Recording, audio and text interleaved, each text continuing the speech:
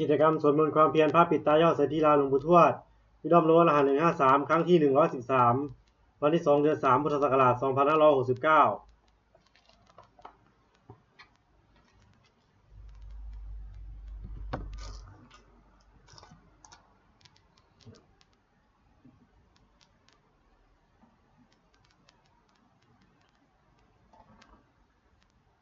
บัดนี้เป็นครั้งที่113ตรงกับวันที่2เดือน3พุทธศักราช2569ข้าพเจ้านายชิดชัยคำปันขอเปล่งวาจาสาธยายพุทธมนต์ถวายเป็นพุทธบูชาธรรมบูชาสังฆบูชาและเป็นอาจารยบูชาแด่องค์พระคัมภีร์เทระเจ้าองค์หลวงปู่สำเร็จรุ่นหลวงปู่บุญเดชหลวงปู่ศิลาตลอดทั้งครูบาอาจารย์ผู้เป็นเจ้าของวิชาจินดามณีขอเทพเทวดาเจ้าทั้งหลายโปรดจงมาอนุโมทนาในการสวดสาธยายของข้าพเจ้านี้ขออนุภาพคุณพระรัตนตรัยครูบาอาจารย์ผู้และเทพเทวดาทั้งหลายโปรดจงบันดาลให้จิตของข้าพเจ้า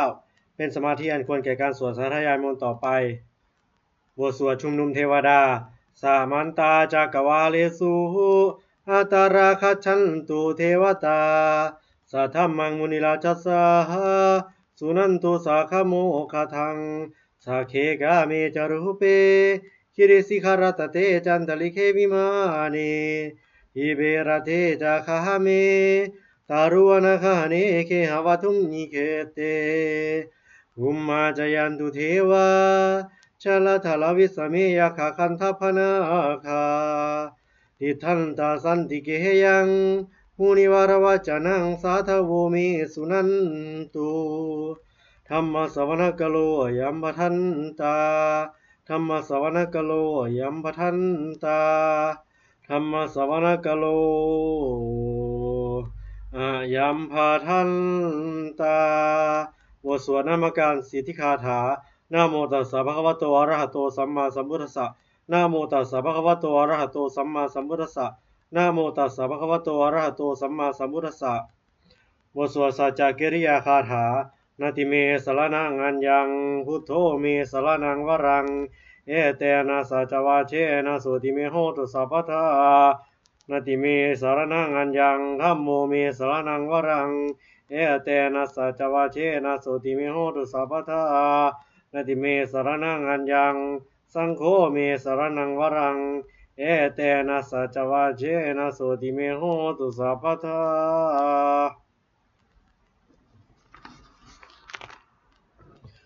บทสวดมหาการุณิโกนาโถติอาธิกาคาถามหาการุณิโกนาโถอาทายสัพพปานินังอุเรตวาปารมีสัพพปัตโตสัมโพธิมุตมังเอเตนะสัจวัจเจนะโมโหตุสัพพุปัตถวามหาการุณิโกนาโถหิตายะสัพพปานินังอุเรตวาปารมีสัพพปัตโตสัมโพธิมุตมังเอเตนะสัจวัจเจนะโมโหตุสัพพุปัตถวามหาการุณิโกนาโถสุขายะสัพพปานินังอุเรตวาปารมีสัพพปัตโตสัมโพธิมุตมังเอเตนะสัจวัจเชนะโสมโหตุสัพพุปัตถวามหาการุณิโกนาโถสุขายะสัพพปานินังอุเรตวาปารมีสัพพปัตโตสัมโพธิมุตมังเอเตนะสัจวัจเชนะมโหตุสัพพุปัตถวาบทสวดมหาสมัยสูตรเอวัมเมสุตตังเอกังสมัยังภควาสักเกสุภรติกปิลวัตุสมิงมหาวเนมหาตาภิกขุสังฆนาสัทิงปัตมะเตหิภิกขุสัตเตหิสัพเพเอวะอรหันเตหิทัสสหิจาโรกธาตุหิเทวตาเยปุเยนะสานิปติตาโหติภาควันตังทัสนายาภิกขุสังฆัญจาอะทาโคจตุนังสุทาวาสกายิกานังเทวานังเอตตะโหสิยังโคภควาสักเกสุภรติกปิลวัตุสมิงมหาวเนมหาตาภิกขุสังฆนาสัทิงปัตมะเตหิภิกขุสัตเตหิสัพเพเอวะอรหันเตหิทัสสหิจาโรกธาตุหิเทวตาเยปุเยนะสานิปติตาโหติภควันตังทัสนายะภิกขุสังฆัญจายานุนะมายาปิเยนะภควาเตนุปัสสังกเมยามะอุปสังกมิตวาภควตุสันติเกยิปัจเจกคาถาภาเสยามติอาตโคตาเทวตาเสยทัพปิไมเสยทัพปีนามาภรวาปุริโสสมิจิตังวาพังปัสสารยะปัสสาริตังวาพังสมิจยะเอวาเมวาสุทาวาเสสุเทเวสุอันตรหิตาภควโตสะปุระโตปาตุระหังสุอรโคตาเทวตาภควันตังอภิวาเทตวาเอกามันตังทังสุเอกามันตังทิตาโคเอกาเทวตาภควโต สันติเกอิมังคทังอภาสิมหาสมัยโยปวนัสสมิงเทวกายาสเพนันตวนิโน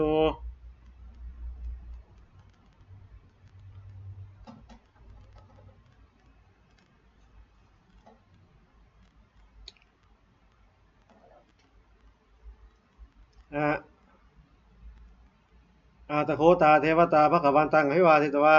เอกมันตังอทังสุเอกมันตังหิตาโคเอกาเทวตาภควโตสันติเกอิมังคทังอภาสิมหาสมัยโยปวนัสสมิงเทวกายาสมาคตาคตามหอิมังอัมมาสมัยยังทักกิตาเยวะอาปาราชิตสังคันติอาตโคอาปาราเทวตาภควโตสันติเกอิมังคทังอภาสิตตระโคพิขโว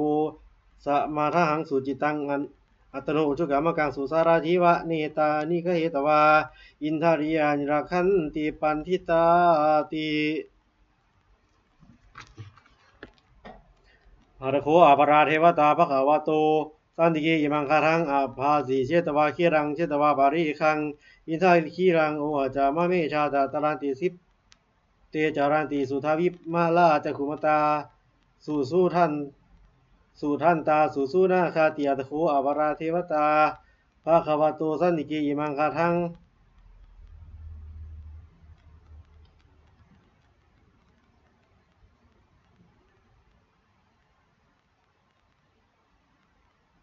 ปายะผู้มิงปาหายาสุมานุสังเทหังเทวกายังปาลิเลปุสันติติอัตโคภควาภิกขุอามันเตสีเยโพเยนะภิกขเวทัสสะสุโรกธาตุสุเทวตาสันนิปติตาโหติตถาคตังทัสสนายาภิกขุสังคัญจะเยปิเตภิกขเวอเหสุงอดิตมะทานังอรหันโตสัมมาสัพพุทธาเตสัพพิภควันตานังเอตาปรมาเยวะเทวตาสันนิปติตาอเหสุงสยะทัปปิมหังเอตระหิเยปิเตภิกขเวภวิสันติอนาคตมัฏฐานังอรหันโตสัมมาสัมพุทธาเตสัมปิภควันตานังเอตาปรมาเยวะเทวตาสันนิปติตาอาภวิสติสยทัปปิไมหังเอตาระหิอาติกิสามิภิกขเวเทวกายานังนามานิกิติสามิ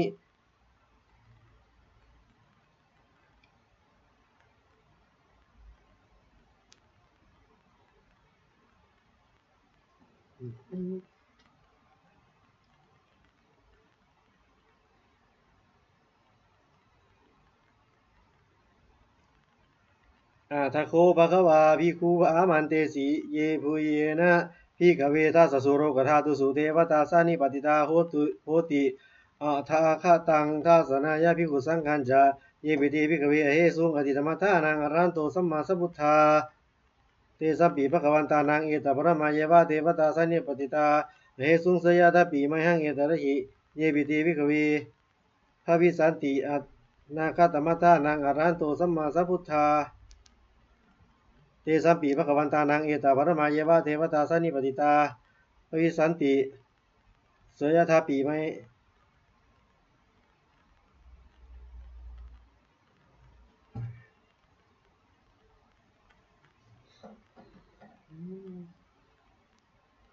อาติตมัฏฐานังอรหันโตสัมมาสัมพุทธาเตสัมปีภควันตานังเอตาปรมาเยวะเทวตาสันนิปติตาอเหสุงเสยทัปปิไมหังเอตาระหิเยปิเตภิกขเวภวิสันติอนาคตมัฏฐานังอรหันโตสัมมาสัมพุทธาเตสัมปีภควันตานัง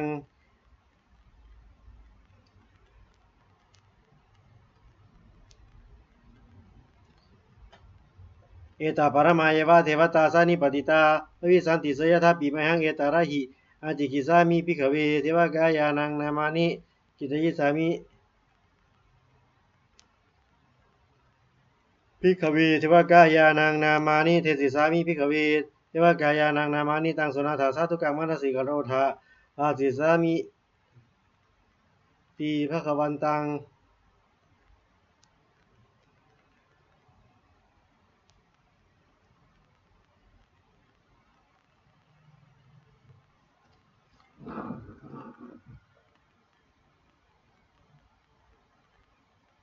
เตสัมปีภควันตานังเอตาปรมาเยวะเทวตาสันนิปติตาภวิสันติเสยทัปปิไมหังเอตาระหิอาจิกิสามิภิกขเวเทวกายานังนามานิกิตยิสามิภิกขเวเทวกายานังนามานิเทศิสามิภิกขเวเทวกายานังนามานิตังสุนาถา สาธุกามานสิกโรธาสะภาวิภาสิสามีติเอวัมพันเตติโคเตภิกขุภควะโตปัจจโสสุมขวาเอตาปารมาเอตาทาโบจะสีโรกามนุจจาสามิยะถาภูมาราชสิตาเยสิตากิเลขภารังปหิตตาสมาหิตาปุถุสิหาวสัลลีนาโลมหังสาวิสัมพุโนโอทาตามานาสาสุทาวิปะสันนมนาวิลาพิญโยปัสสติต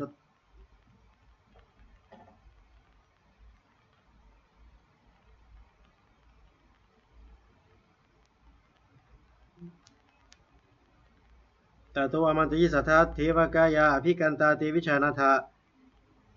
อาตาปมะกรุงสุตวาพุทธศาสนังอาเปเกสัตตมาตะขุงสตังเอเกสหัสสานังอาเปเกนันธรรมตะขุงตันจาสะพังอภิญญาวะวะคิตวันจักขุมาตโตอมันตยิสัทธาเยโวหังกิตยิสามิขีราหิอนุบุวโสเยโฟเยนะสานิ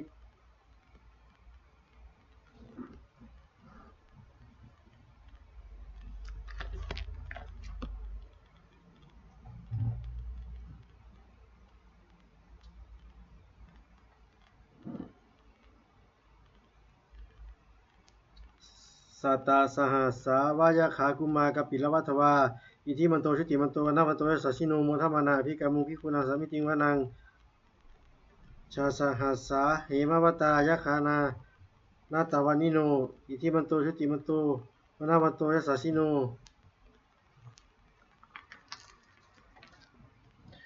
โมทัมมานาภิกามุภิกขุนาสามิติงวานัง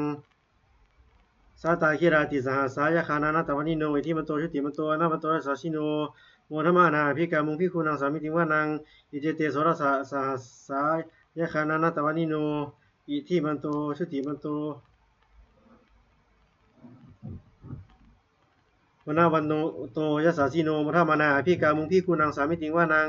อิเจเตโสรสสหสายคานานาตวานิโนอิทิมันโตชุติมันโตนาวันโตยัสสะสิโนมุทามานาภิกามุงภิกขุนังสามิติงวานังเวสามิติปัจจสตายคานานาตวานิโนอิทิมันโตชุติมันโตวนาวันโตยัสสะสิโนมุทามานาภิกามุงภิกขุนังสามิติงวานังกุมพิโรราชคหิโกเวปุรสานิเวสนังพิญโยนังสัตตาสหัสสังยะขานางปาริรูปาสติกุมพิโรราชกหิโกโสปะคะสามุริน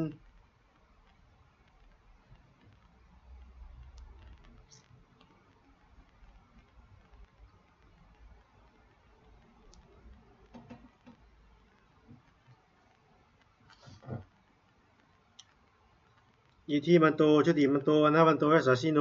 โมทมานาภิกามุงภิกขุนังสามิติงวานังเวสามิตาปัจจสัตตายะขานางนาตวานิโนอิทิมันโตชุติมันโตขนมไปแจก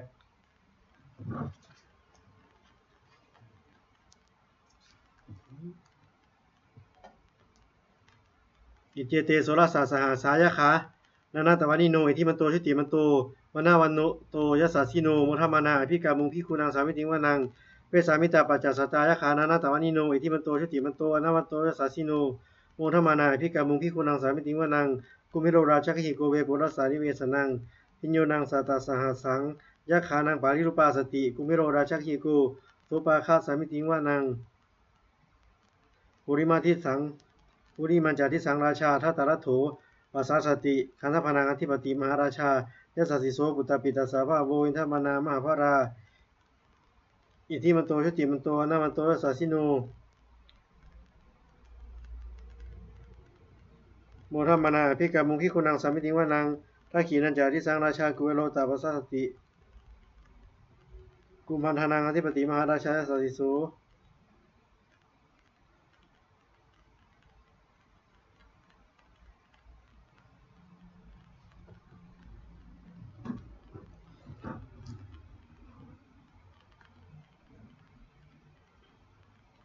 โมทัมมานาภิกามุงภิกขุนังสามิติงวานังกุเมโรราชกิโกเวปุรสานิเวสนังพิญโยนังสัตตาสหัสสังยะขานังปาริรูปาสติกุมิโรราชกิโกเวโสปาคาสามิติงวานังปุริมันจาทิสังราชาทัตตรัตโถปัสสาสติขันธพานังอธิปติมหาราชายสัสสิโสปุตตปิตาสาภาโวอินทมานามหาภราอิทิมันโต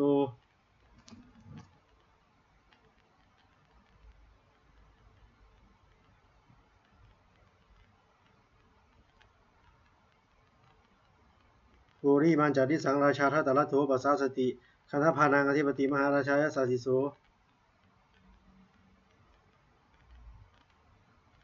อินทมานามหาภาราอิทิมันโตชุติมันโตนะมันโตยสาชิโนโมทมานาภิกามุงภิกขุนางสามิติงวานังทักขินันจาดิสังราชาวิรุณโหปุตตสาสนีกุมพันธานังอธิปติมหาราชายสัสสิโสปุตตปิตาสาภาโวอินทมานามหาภาราอิทิมันโต